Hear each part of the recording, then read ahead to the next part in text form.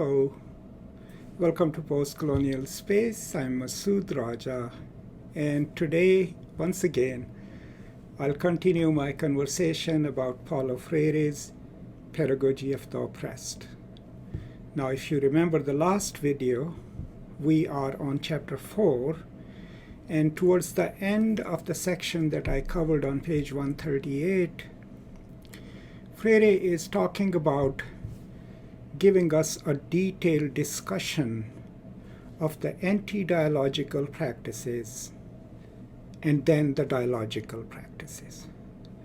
Now remember, this chapter is where Freire is bringing the theory and philosophy and the praxis that he has developed over the last 3 chapters and giving us an idea of what would constitute a dialogical mode of resistance and being in the world against the anti-dialogical oppressive order. So Freire discusses 4 distinct practices of the anti-dialogical oppressive order: conquest, divide and rule, manipulation, and cultural invasion. Now I will read each one of them individually, of course, and then discuss each one of them from point of view of my understanding of it. So in today's conversation, I'll be reading his passages on conquest, and then we'll briefly talk about it. I hope you enjoy this session. So here we go to the reading first, and then I'll come back and conclude our conversation with a little bit of discussion. Conquest. The first characteristic of anti-dialogical action is the necessity for conquest. The anti-dialogical individual, in his relations with others, aims at conquering them, increasingly and by every means, from the toughest to the most refined, from the most repressive to the most solicitous. Paternalism. Every act of conquest implies a conqueror and someone or something which is conquered. The conqueror imposes his objectives on the vanquished and makes of them his possession. He imposes his own contours on the vanquished, who internalize this shape and become ambiguous beings, housing another. From the first, the act of conquest which reduces persons to the status of things is necrophilic.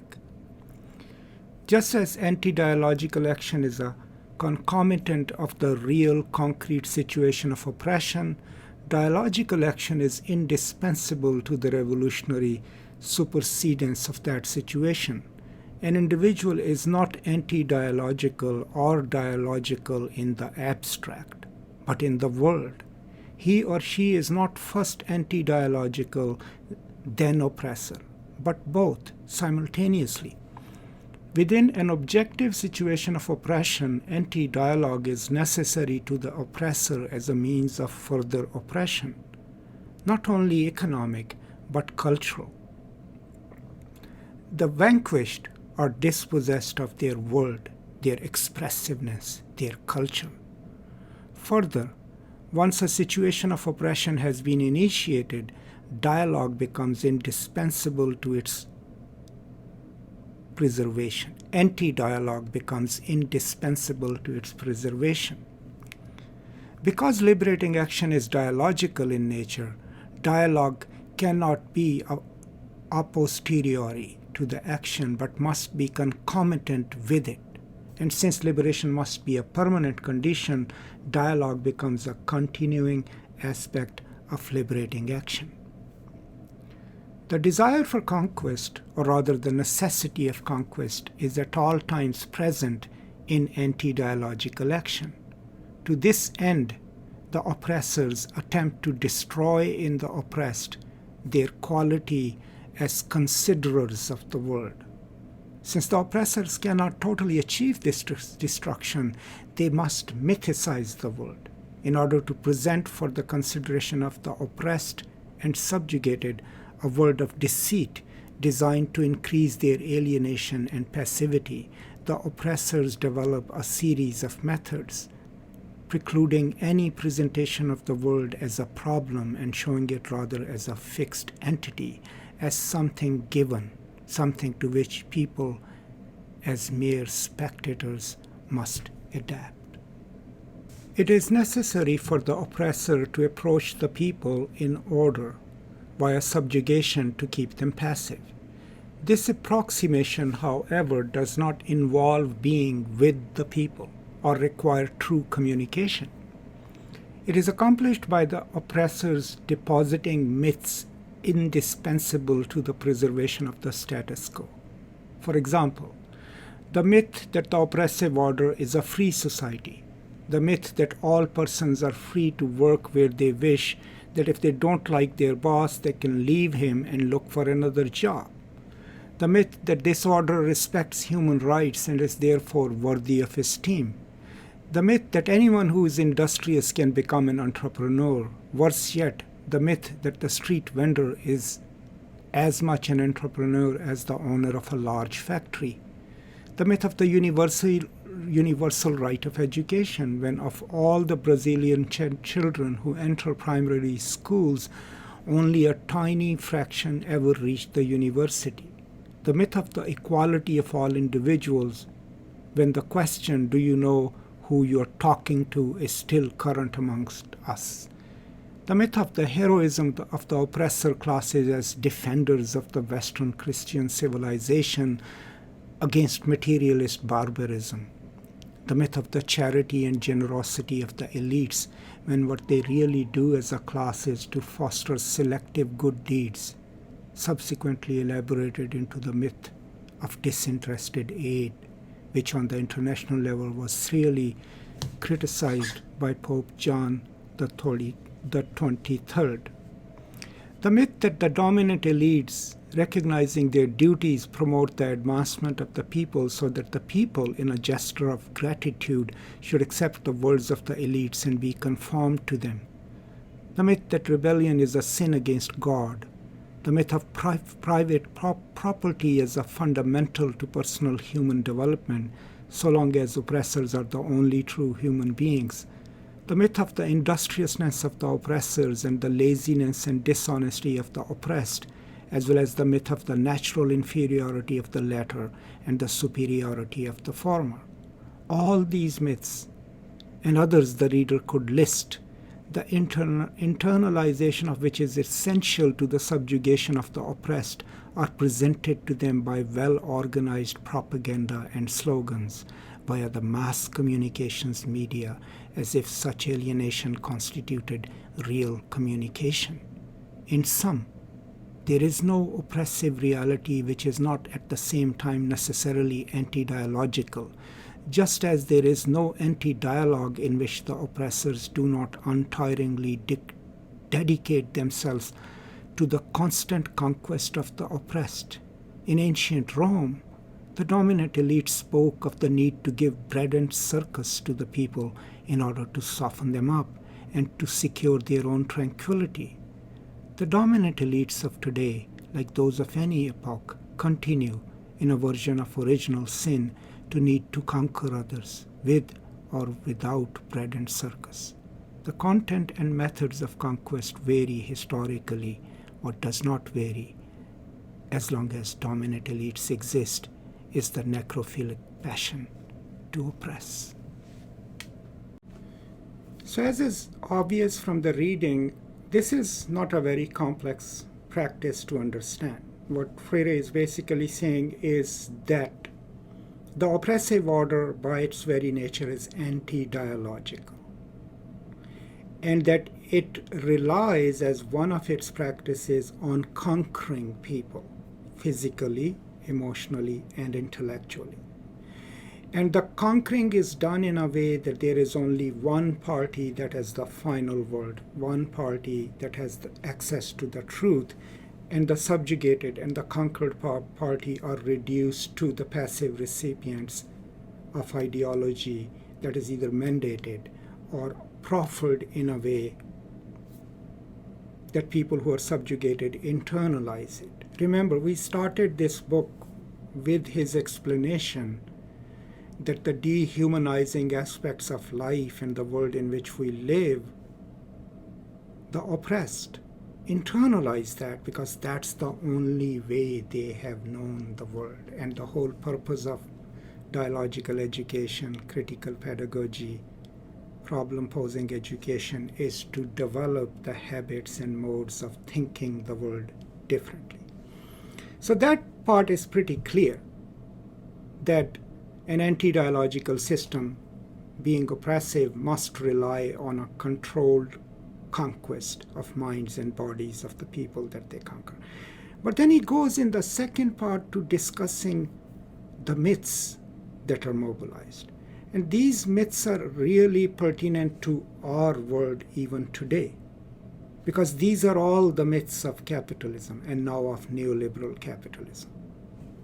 Just imagine, you don't like your job, you have the choice to leave it. You live in a free society, right? How many of us can afford to do that?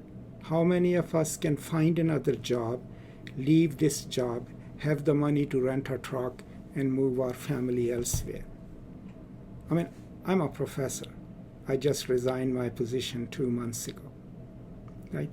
But I did that at an extreme peril to our family, because in this free society where I'm supposed to be the bourgeois middle class, I know that the day my time with my institution ends, I will have no health care. I will have to purchase it out of pocket, which is deeply expensive. So if I have bought into this myth that I can do anything in a free society, then what will happen is that since I've internalized that idea, instead of questioning the system and its inequalities and injustices, I'll blame myself because I've internalized this myth that I live in a free society and whatever I want to become, I can be, right? So that's a mode of conquest through myths. You can see it around you. Sometimes people are told, oh, you cannot be this because your father was that. So that's a myth of family and not thinking beyond your own station. All these myths, mobilized by the powerful, perpetuated through educational system, through acts of socialization, are meant to ensure one thing, right? And that is that you, me, and everyone else continues our rat race, keeps undercutting each other, while the elite very easily can maintain their status in the world, right? Since they can't do it with physical force in so many parts of the world, they do it ideologically. Now, towards the end of these passages, there is, of course, a reference to bread and circuses, and that is exactly what the Roman emperors did, right? Instead of solving people's problems, they will give them a spectacle, right? 7 days of arena fights, and they would literally throw bread at the people, right? And people will be entertained. So entertainment was used to contain people from thinking about the inequalities of their life. And, the mass media today does exactly the same. Yeah? And if you add race, ethnicity into it, then we can keep people divided. So hence, even if people share the same class, because of these myths that they've bought into, myths of race, myths of ethnicity, religion, they will not be able to build solidarities because they have internalized what is being proffered to them. There are other myths that now politicians use everywhere in the world, here in the United States and elsewhere. So, for example, since the 1980s, after the economies were liberalized, right, and most of the government functions were privatized, governments no longer try to earn our loyalty by saying we'll take care of you, because those functions are privatized. So a lot of politicians now rely on emotional appeals to our fears, fear of the other, right? Social issues, we'll protect you from outsiders. We'll make sure that our religion is defended. We'll make sure that no one says bad things about our religion because it doesn't cost anything, But it gives the people the breads and circuses, right? And so they continuously keep thinking within the logic of that conquest of their minds and their lives. And hence, since they are not thinking critically, they are not thinking dialogically, since the system itself is anti-dialogic and believes in total conquest of human subjects ideologically and physically, there is no challenge to the system. But the powerful and the oppressive regimes also make sure that they keep reproducing it themselves, right? So the educational system is constantly dumbed down. Critical thinking is discouraged. Challenging the norm is discouraged, right? So that's where he says that it's not that there is an oppressive system and then it becomes anti-dialogic. No, being anti-dialogic is actually part of the genome of an oppressive system. Hence, when you make a dialogical system of thinking and praxis, there dialogue and inclusion cannot be an afterthought. Then the dialogical mode of thinking must be part of its constituent elements.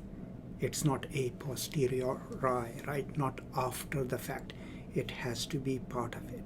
That's where he is leading us through the discussion of conquest. Conquest being one of the four elements of the anti-dialogical system, which I read to you and that we talked about.